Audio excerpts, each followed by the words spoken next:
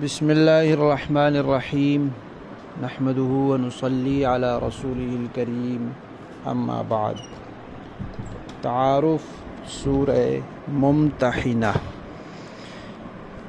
یہ سورت قرآن پاک کے 28ویں پارے کی تیسری سورت ہے، جو تلاوت کی ترتیب میں 60ویں نمبر پر ہے۔ اس سے پہلے 59 صورتیں ہیں اور اس کا شمار 60 ہے، اور نزول کی ترتیب میں اس کا شمار 91 ہے۔ اس سے پہلے 90 صورتیں نازل ہو چکی تھیں۔ اس صورت میں 2 رکوع ہیں، 13 آیات ہیں، 370 کلمات اور 1563 یعنی 1563 حروف ہیں، اور یہ مدنی صورت ہے، ہجرت کے بعد نازل ہوئی تھی، بلکہ صلح حدیبیہ اور فتح مکہ کے بھی درمیان یہ نازل ہوئی۔ صلح حدیبیہ کا واقعہ پیچھے تفصیل سے ذکر ہو چکا ہے سورہ فتح میں، کہ نبی پاک صلی اللہ علیہ وسلم عمرے کے لیے تشریف لے گئے تو مشرکین نے عمرہ نہیں کرنے دیا، تو وہاں ایک معاہدہ ہوا۔ اس معاہدے کے بعد مسلمان واپس آ گئے۔ اس معاہدے میں یہ بات بھی شامل تھی کہ کوئی مرد اگر مکہ سے مسلمان ہو کر مدینہ آئے گا تو نبی پاک اسے واپس بھیجیں گے۔ شرط تو غیر معقول تھی، لیکن چونکہ ان کی ضد تھی اور اس وقت ایک معاہدہ کرنا اسلام اور مسلمانوں کے لیے بہتری کا باعث تھا، تو ان کی یہ ضد مان لی گئی۔ البتہ عورتوں کے بارے میں یہ حکم نہیں تھا، اس معاہدے میں عورتوں کا یہ مسئلہ ذکر نہیں تھا کہ بھئی عورتیں آئیں گی تو ان کو بھی واپس بھیجا جائے گا۔ تو کچھ عورتیں وہاں سے ہجرت کر کے مدینہ آئیں تو ان کے رشتہ داروں نے کہا جی ان کو بھی واپس بھیجیں، تو نبی پاک صلی اللہ علیہ وسلم نے فرمایا نہیں، معاہدے میں صرف مردوں کا تذکرہ ہے، لہذا ہم مردوں کو واپس بھیجنے کے پابند ہیں، عورتوں کو واپس بھیجنے کے پابند نہیں ہیں۔ البتہ جو عورتیں وہاں سے آئی تھیں ان کے بارے میں اللہ تعالیٰ نے فرمایا تھا کہ نبی پاک صلی اللہ علیہ وسلم ان کا جائزہ لیں، ان کا امتحان لیں کہ یہ کس مقصد کی خاطر آئی ہیں۔ اگر تو یہ مسلمان ہو کر آئی ہیں، اسلام قبول کر کے آئی ہیں، اور ان کا مقصد یہاں آنا صرف اپنے اسلام کی حفاظت اور اسلام کے حکم پر عمل کے لیے، پھر تو یہ یہاں رہیں گی، اور اگر ان کا مقصد اسلام نہیں ہے، کچھ اور ہے، تو پھر ان کو واپس بھیج دیا جائے۔ تو چونکہ یہاں اس صورت میں اس بات کا تذکرہ ہے ان کا امتحان لینے کا، اور ممتحنہ کا معنی ہی ہے امتحان لینے والی، تو یہ صورت امتحان لینے والی ہے، اس لیے اس کا نام ممتحنہ رکھا گیا ہے۔ اس امتحان اور جائزہ لینے کا طریقہ کیا ہے کہ نبی پاک صلی اللہ علیہ وسلم ان سے بیعت لیں۔ بیعت کی کئی قسمیں ہیں، ایک اسلام کی بیعت ہوتی ہے کہ بندہ مسلمان ہو جاتا ہے، ایک جہاد کی بیعت ہوتی ہے جب لڑائی کے لیے نکلتا ہے، ایک خلافت اور امارت کی بیعت ہوتی ہے کہ جب مسلمانوں کا کوئی حاکم اور امیر بنتا ہے تو اس کی اطاعت کی بیعت کی جاتی ہے، اور ایک بیعت سلوک ہوتی ہے، بیعت طریقت، کہ کسی نیک بزرگ اور صحیح العقیدہ جو ہو اور متبع سنت ہو اور اس کو کسی کی طرف سے بیعت کی اجازت ہو، اس کے ہاتھ پر بیعت کر کے گویا کہ اللہ تعالیٰ سے یہ وعدہ کیا جاتا ہے کہ میں اپنی زندگی صحیح عقائد کے ساتھ گزاروں گا، غلط عقیدے میں، بدعات میں، رسومات میں مبتلا نہیں ہوں گا، اور صحیح اعمال کے ساتھ گزاروں گا، گناہوں سے بچنے کی اور نیکیاں زیادہ سے زیادہ کرنے کی کوشش کروں گا۔ تو اس بیعت کا تذکرہ بھی ہے، تو یہاں عورتوں سے بیعت کا تذکرہ ہے، پھر اس میں جو شقیں شامل ہیں ان کا اس صورت میں تذکرہ آیا ہے۔ اس سے پہلے جو صورت تھی اس میں اس بات کا ذکر تھا کہ منافقین ہمیشہ مسلمانوں کو نقصان پہنچانے کے در پہ رہتے ہیں، تو اس میں اس بات کا تذکرہ ہے کہ جو کھلے کافر ہیں، مشرکین وغیرہ، وہ بھی مسلمانوں کے کوئی خیر خواہ نہیں ہے، کبھی بھی وہ ان پر قابو پا لیں تو وہ ان کو نقصان ہی پہنچائیں گے، زبان سے بھی اور ہاتھ سے بھی، کوئی لحاظ نہیں کریں گے، کوئی رحم ان کے دل میں نہیں ہے۔ اور پچھلی صورت میں اس بات کا تذکرہ تھا کہ یہودیوں نے جو معاہدہ میثاق مدینہ کے نام سے ہوا تھا اس کی خلاف ورزی کی، تو اس صورت میں اس کا تذکرہ ہے کہ بھئی مشرکین مکہ نے جو صلح حدیبیہ کے موقع پر معاہدہ کیا تھا انہوں نے بھی اس کی خلاف ورزی کی، اور پھر اس کے نتیجے میں ان کو بہت کچھ بھگتنا پڑا۔ اس کی تفصیل یہ ہے کہ اس معاہدے میں یہ شامل تھا کہ ایک فریق تو مشرکین مکہ ہیں اور ایک فریق مسلمان ہیں، تو باقی عرب کے لوگوں میں جو چاہے مشرکین مکہ کا دوست بن کر ان کے ساتھ ہو جائے اور جو چاہے مسلمانوں کا حلیف بن جائے۔ تو مکہ کے قریب ایک قبیلے والے رہتے تھے، بنو خزاعہ والے، وہ تھے تو کافر، لیکن مکہ والوں کے ساتھ ان کی دشمنی تھی، تو انہوں نے اپنے آپ کو مسلمانوں کے ساتھ شامل کر لیا کہ ہم ان کے ساتھ ہیں۔ اب اس معاہدے کی روح سے مکہ والے بنو خزاعہ والوں کو کوئی نقصان نہیں پہنچا سکتے تھے، اور نہ ہی جو مکہ والوں کے دوست بنے تھے ان کے ساتھ معاہدے میں دوسرے قبائل شریک ہوئے تھے ان میں سے کوئی بندہ اس کو نقصان پہنچا سکتا تھا۔ اگر کوئی ان کو نقصان پہنچاتا تو مسلمان ان کی مدد کرنے کے پابند تھے، اور اگر وہ مکہ والوں کو نقصان پہنچاتے یا ان کے کسی حلیف کو تو پھر وہ آپس میں ایک دوسرے کی مدد کرتے۔ بہرحال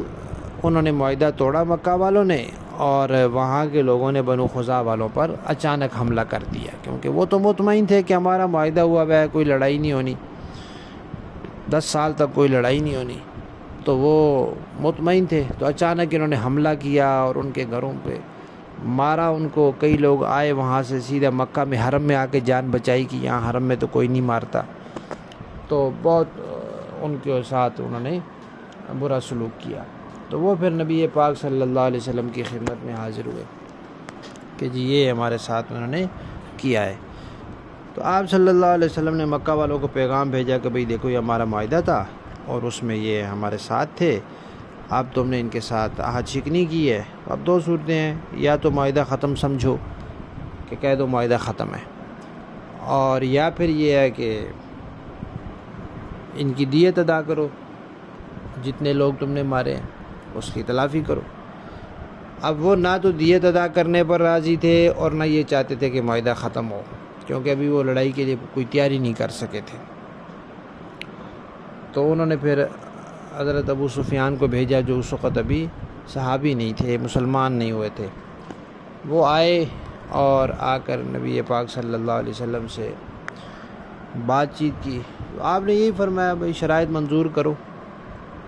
اب وہ شرائط بھی منظور نہیں کر رہے تھے اور دیت کے لیے بھی نہیں تیار ہو رہے تھے اور معاہدہ توڑنا بھی نہیں چاہتے تھے، تو ان کو کوئی خاص اس طرح حل نہیں ہوا، مسئلہ کوئی نتیجہ نہیں نکلا۔ وہ اسی طرح واپس آ گیا۔ مکہ والوں نے ان سے پوچھا جی کیا لے کر آئے؟ انہوں نے کہا کہ بس کوئی نتیجہ نہیں نکلا، میں بس وہاں جا کے کہہ کر آ گیا ہوں کہ ہم معاہدے پر قائم ہیں۔ نبی پاک صلی اللہ علیہ وسلم نے کہا کہ بھئی انہوں نے معاہدہ توڑ دیا ہے، لہذا اب ان کے اوپر حملہ کر کے مکہ پر قبضہ کر لینا چاہیے۔ لیکن چونکہ مکہ ایسی جگہ ہے کہ جس پر پورے عرب والوں کی نظریں ہیں، پورے عرب کے لوگ جو تھے وہ ابھی تک مسلمان نہیں ہو رہے تھے،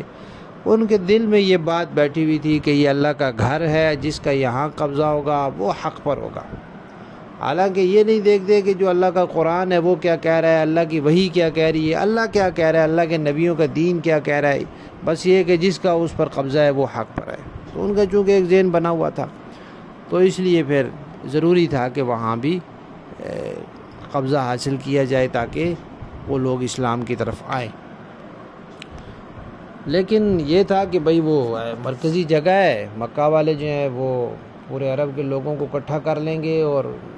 زوردار لڑائی ہوگی، اور اس میں حرم شریف کی بے حرمتی بھی ہوگی۔ تو آپ صلی اللہ علیہ وسلم چاہتے تھے کہ لڑائی نہ ہو، تو اس کے لیے آپ نے ایک بڑا لشکر جمع کیا کہ زیادہ سے زیادہ تعداد ہو، بڑا لشکر ہو جس کا روب داب اتنا ہو کہ اگلے لڑنے کے لیے آمادہ ہی نہ ہو۔ اور دوسرا یہ کہ اپنی تیاری کو اور وہاں جانے کو خفیہ رکھا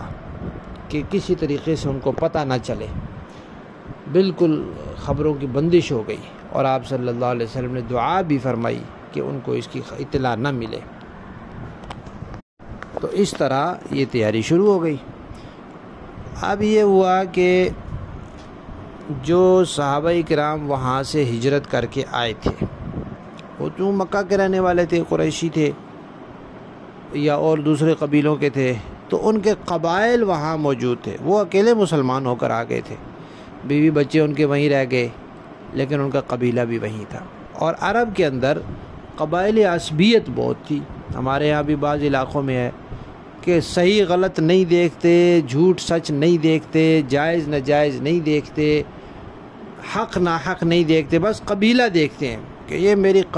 قبیلے کا ہے، یہ میری برادری کا ہے، یہ میری قوم کا ہے، یہ میری زبان کا ہے، بس میں نے اسی کا ساتھ دینا ہے، اس کے لیے لڑنا مرنا ہے، سارا کچھ کرنا ہے۔ تو یہ عرب کے یہاں بہت ہوتا تھا۔ تو جو لوگ وہاں سے مسلمان ہو کے آ جاتے تھے تو ان کو اپنے بیوی بچوں کا اتنا اندیشہ نہیں ہوتا تھا کہ بھئی کوئی ہماری وجہ سے ہمارے بیوی بچوں کو مارے گا کہ تمہارا ابا مسلمان ہو گیا،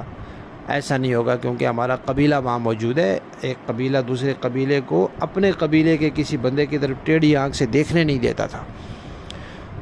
ایک صحابی تھے حضرت حاتب بن ابی بلتع رضی اللہ تعالیٰ عنہ، وہ مکہ کے باشندے نہیں تھے، وہ یمن سے تشریف لائے تھے، مکہ میں آ کر رہ گئے، اس لیے مکہ میں ان کا کوئی قبیلہ نہیں تھا، البتہ بیوی بچے تو تھے۔ تو وہ جب مسلمان ہو گئے اور ہجرت کر کے مدینہ شریف تشریف لے آئے، اور مہاجرین میں سے ہیں، اور مدینہ شریف میں جب بدر کا معرکہ ہوا تو بدر میں بھی شریک ہوئے، یعنی اونچے درجے کے صحابہ میں سے ہیں وہ۔ تو ان کو یہ فکر رہتی تھی کہ میرے بیوی بچوں کو کوئی بندہ نقصان نہ پہنچائے، اگر ان کو نقصان پہنچائے گا تو مجھے وہاں کوئی تحفظ حاصل نہیں ہے، ان کو کہ کوئی قبیلہ ہمارا وہاں نہیں ہے،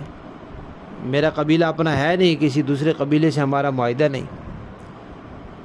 تو انہوں نے اپنے بیوی بچوں کے تحفظ کے لیے یہ سوچا کہ مکہ والوں پر میرا کوئی احسان ہو جائے، مکہ کے سرداروں پر، تاکہ کسی بھی صورتحال میں وہ میرے بیوی بچوں کو نقصان نہ پہنچائیں۔ تو جب نبی پاک صلی اللہ علیہ وسلم نے فتح مکہ کے لیے تیاری فرمائی تو انہوں نے سوچا، حضرت حاتب بن ابی بلتع نے، کہ اللہ تعالیٰ نے نبی پاک سے مدد کے وعدے کیے ہوئے ہیں، یہ اللہ کے سچے نبی ہیں، انہوں نے تو ہر حال میں کامیاب ہونا، یہ اکیلے بھی چلے جائیں تو کامیاب ہو جائیں گے۔ تو مکہ والوں کو اگر میں بتا دوں کہ نبی پاک مکہ کا ارادہ کیے ہوئے ہیں تو یہ میری طرف سے ان پر احسان ہوگا کہ میں نے انہیں پہلے اطلاع دے دی، تو وہ میرے اس احسان کی وجہ سے کوئی میرے بیوی بچوں کا خیال کریں گے۔ اس نیت سے انہوں نے ایک خط لکھا۔ خط کا مضمون یہ تھا کہ بھئی نبی پاک صلی اللہ علیہ وسلم نے تمہاری طرف آنے کا ارادہ کیا ہے، ایسا لشکر جو سیلاب کی طرح آئے گا، بہا کے لے جائے گا، اور رات کی طرح جیسے رات کا اندھیرا چھا جاتا ہے ایسے لشکر چھا جائے گا وہ، اور نبی پاک تو اگر اکیلے بھی آ جائے تو اللہ کی قسم وہ کامیاب ہو جائیں گے، کیونکہ اللہ کی مدد و نصرت ان کے ساتھ ہے۔ اس مضمون کا انہوں نے خط لکھ دیا۔ اب بھیجنے کے لیے کیا کیا؟ مکہ کی ایک عورت تھی، اس کا نام تھا سارہ، وہ مدینہ آئی ہوئی تھی، وہاں مکہ میں وہ گاہ بجا کر پیسے لیتی تھی۔ جب مدینہ آئی تو اس کا جائزہ لیا گیا کہ مسلمان ہو کر آئی ہے، اسلام کے لیے آئی ہے، کس مقصد کی خاطر آئی ہے۔ تو اس نے کہا کہ میں مسلمان ہو کر تو نہیں آئی، میں غربت کا شکار ہوں، بدر میں جو بڑے بڑے سردار ان کے مارے گئے تھے وہ مجلسیں جماتے تھے ناچ گانے کی، گانے بجانے کی، تو اس میں گا بجا کر مجھے کچھ پیسے مل جاتے تھے، وہ جب سے مارے گئے تو اس کے بعد سے وہ مجلسیں ختم ہو گئیں، تو اب میرے پاس پیسے آمدنی کا ذریعہ نہیں رہا، تو بھوکی مر رہی ہوں، اس لیے آئی ہوں۔ تو نبی پاک صلی اللہ علیہ وسلم نے کسی قبیلے کو اس کی مدد کی ترغیب دی اور اس کو کچھ پیسے دے کے واپس بھیج دیا۔ اب جب وہ واپس جا رہی تھی تو حضرت حاتب بن ابی بلتع نے بھی اس کو کچھ پیسے دیے، 1 دینار بھی آتا ہے، 10 دینار بھی آتا ہے، 12 دینار بھی آتا ہے، کہ یہ خط میرا خفیہ طریقے سے مکہ کے سرداروں کو پہنچا دینا۔ اس نے کہا ٹھیک ہے۔ اس نے وہ خط اپنے بالوں کے جو آخری حصہ ہوتا ہے اس میں چھپا کر ادھر اپنے کمر کے ساتھ کر لیا۔ وہ روانہ ہو گئی مدینہ شریف سے کچھ فاصلے پر ایک جگہ ہے، اس کا نام ہے روضہ خاخ۔ وہ ابھی عورت وہاں نہیں پہنچی تھی۔ اللہ تعالیٰ نے نبی پاک صلی اللہ علیہ وسلم کو وحی کے ذریعے بتا دیا کہ اس طرح حضرت حاتب بن ابی بلتع نے خط دیا ہے اور وہ عورت لے کر جا رہی ہے۔ نبی پاک صلی اللہ علیہ وسلم نے 3-4 صحابہ کرام کو بھیجا، جن میں حضرت علی شیر خدا رضی اللہ تعالیٰ عنہ بھی تھے، حضرت زبیر رضی اللہ تعالیٰ عنہ بھی تھے، کہ بھئی وہ تم جاؤ، یہاں سے گھوڑوں پر جاؤ، تیزی کے ساتھ جاؤ، تم روضہ خاخ پر پہنچ کر تمہیں وہ عورت ملے گی، یعنی تمہارے پہنچنے تک وہ وہاں پہنچ جائے گی، اس کے پاس ایک خط ہے وہ لے آنا۔ یہ نہیں کہا کہ دیکھنا کوئی خط ہو تو لے آنا، کہا خط ہے۔ اب جب حضور نے فرما دیا کہ خط ہے تو بس تھا خط، صحابہ کرام پہنچ گئے اور اس کو پکڑ لیا اور اس سے کہا کہ بھئی خط ہمارے حوالے کرو۔ اس نے کہا جی کون سا خط؟ ظاہر بات ہے اس کو تو پتہ تھا بھئی خفیہ لے کے جانا ہے، اسی لیے اس نے اتنے پیسے لیے ہوئے تھے اس کے۔ حضرت علی نے کہا بھئی دیکھو اللہ کے نبی نے، یعنی اب الفاظ تو نہیں ہے، یہ ارشاد فرمایا ہوگا کہ بھئی ہمیں یقین ہے کہ تمہارے پاس خط ہے، نکال دو تو اسی میں تمہاری بہتری ہے۔ اور یہ بھی آتا ہے کہ اس کی موٹی موٹی تلاشی لی تو نہیں ملا، تو آخر انہوں نے اس کو دھمکی دی کہ بھئی خط تو یقیناً اس کے پاس ہے، جب ایسے نہیں دے رہی تو کوئی ایسی دھمکی دیں کہ جس سے ڈر کر یہ دے دے۔ تو انہوں نے کہا بھئی دیکھو خط دے دو ورنہ ہم تمہاری تفصیلی تلاشی لیں گے، اس کے لیے چاہے ہمیں کپڑے اتارنے پڑے پھر۔ تو وہ ڈر گئی اور اس نے پھر وہ خط اپنے بالوں کے جوڑے سے نکال کے دے دیا۔ حضرت علی لے آئے اور نبی پاک صلی اللہ علیہ وسلم کی خدمت میں پیش کیا۔ آپ نے وہ خط کھولا، اس کا مضمون پڑھا، حضرت حاتب بن ابی بلتع کو بلایا، ان کے سامنے رکھا اور ان کو صفائی کا موقع دیا کہ یہ کام آپ نے کیوں کیا۔ حضرت عمر تو بڑے جلالی تھے، اور یہ بھی آتا ہے کہ حضور کے زمانے میں وہ حضور کی طرف سے سزا دینے والے مقرر تھے، کہ جس کسی کو سزا دینی ہوتی تھی تو حضرت عمر کے ذریعے دلوائی جاتی تھی۔ تو انہوں نے اجازت طلب کی کہ مجھے اجازت ہو تو میں اس منافق کی گردن اتار دوں۔ حضور نے کہا نہیں عمر، آپ کو پتہ ہے کہ یہ بدری صحابی ہیں اور بدری صحابہ کی غلطیاں اللہ تعالیٰ نے معاف کر دی ہوئی ہیں، کہا تم جو مرضی کرو، اللہ تمہیں نہیں پکڑے گا، نہیں پوچھے گا۔ تو جب اللہ نے معاف کر دیے تو ہم کیا ہوتے ہیں، کون ہوتے ہیں کہنے والے۔ تو حضرت حاتب بن ابی بلتع نے وضاحت کی اور بتایا کہ میں نے اسلام نہیں چھوڑا، میں اسلام کا منکر نہیں ہوا، میں کوئی کافر نہیں ہوں، میں منافق نہیں ہوں، میں مومن ہوں، اللہ کی توحید آپ کی نبوت پر ایمان رکھتا ہوں، صرف یہ وجہ ہے کہ میری بیوی بچوں کے وہاں کوئی تحفظ حاصل نہیں تھا، تو اس کے لیے میں نے کہا کہ ان پر کوئی احسان ہو جائے، آپ کو تو کوئی نقصان نہیں ہونا، اللہ تعالیٰ نے مدد کا وعدہ کیا ہوا ہے۔ تو اپنی طرف سے انہوں نے یہ سوچا تھا کہ بھئی اسے کوئی نقصان نہیں ہوگا، تو یہ ان کو غلط فہمی ہو گئی۔ لیکن چونکہ ان کی نیت غلط نہیں تھی، اسلام اور مسلمانوں کو نقصان پہنچانا نہیں تھا، نبی پاک کے ساتھ کوئی دشمنی نہیں تھی، کافروں کے ساتھ کوئی دلی دوستی نہیں تھی، تو اس لیے ان کو نبی پاک صلی اللہ علیہ وسلم نے کچھ نہیں فرمایا، اور اللہ تعالیٰ نے ویسے بھی بدر والوں کو پہلے سے معاف کیا ہوا تھا۔ البتہ یہ آیات پھر اس وقت نازل ہوئیں جن کا سورہ ممتحنہ کے شروع میں تذکرہ ہے۔ اس کے علاوہ سورت کے شروع میں یہ بتایا گیا کہ بھئی کفار کے ساتھ دوستی نہ رکھو۔ تو علماء کرام نے لکھا ہے کہ کفار کے ساتھ معاملات 3 طرح کے ہوتے ہیں۔ ایک تو ہے دوستی کا معاملہ، یہ تو کسی حال میں جائز نہیں ہے کسی کافر کے ساتھ، بلکہ کہتے ہیں کہ مسلمان ہو لیکن عقیدہ بدعت والا ہو، اہل سنت سے ہٹ کر، اس کے ساتھ بھی دوستی نہیں رکھنی چاہیے۔ بالکل دوستی کی تو کوئی گنجائش نہیں ہے، دلی دوستی، دلی محبت کوئی گنجائش نہیں ہے، کیونکہ جب دلی دوستی کسی کے ساتھ ہوتی ہے تو اب دوست کا اور اس کا مقصد زندگی کا ایک ہو جاتا ہے، اور مسلمان کی زندگی کا مقصد اور کافر کی زندگی کا مقصد ایک نہیں ہو سکتا۔ اور دوسرا، کفار کے ساتھ جو معاملات ہیں اس کی دوسری صورت ہوتی ہے مدارات، یعنی رکھ رکھاؤ، ظاہری طور پر ملنا ملانا۔ تو اس میں 3 صورتوں میں اس کی اجازت ہے۔ ایک یہ کہ کسی کافر سے نقصان کا اندیشہ ہو تو اس سے نقصان سے بچنے کے لیے ظاہری رکھ رکھاؤ کر لیا جائے۔ دوسرا یہ ہے کہ اس کافر کی دینی مصلحت ہو، توقع ہو کہ یہ اسلام لے آئے گا، مسلمان ہو جائے گا، تو اس کے ساتھ ظاہری رکھ رکھاؤ کیا جائے۔ تیسرا یہ کہ کوئی کافر مہمان ہو کر آ جائے اور اس کو مہمان بنانے میں کوئی دینی نقصان نہ ہو تو اسلام کا، مسلمانوں کا، تو پھر اس کے اکرام کے طور پر بھی اجازت ہے۔ اکرام ضعیف مہمان کے اکرام کے طور پر اس کی خدمت کی جائے، اس کی بھی اجازت ہے۔ تیسری صورت ہوتی ہے غم خواری، کہ کسی کے ساتھ احسان کرنا، وہ بیچارہ غریب ہے اس کی مدد کر دینا، بیمار ہو گیا بیمار پرسی کر لینا، اس کا کوئی فوت ہو گیا تو اس کو تسلی دے دینا۔ یہ جو حربی کافر ہوں، اہل حرب، ان کے ساتھ تو جائز نہیں ہے۔ البتہ جو مسلمانوں کے ملک میں رہنے والے ہوتے ہیں، جیسے ہمارے یہاں بھی ہندو رہتے ہیں، عیسائی رہتے ہیں، تو ان کے ساتھ اس طرح کا معاملہ ہو سکتا ہے، لیکن یہ ہر جگہ شرط رہے گی کہ کوئی بات اسلام اور مسلمانوں کے مصلحت کے خلاف نہ ہو۔ پھر اس صورت میں چونکہ ان خواتین کا تذکرہ ہے جو مکہ سے آئیں گی مسلمان ہو کر، تو اگر وہ شادی شدہ ہوں گی تو پھر ان کے نکاح کا کیا ہوگا، اس کا بھی مسئلہ اس میں بیان ہوا ہے۔ اور کچھ مسلمان ایسے تھے ابھی تک ان کے نکاح میں مشرک عورتیں تھیں، تو یہاں حکم بیان ہو گیا کہ اب کوئی مسلمان مرد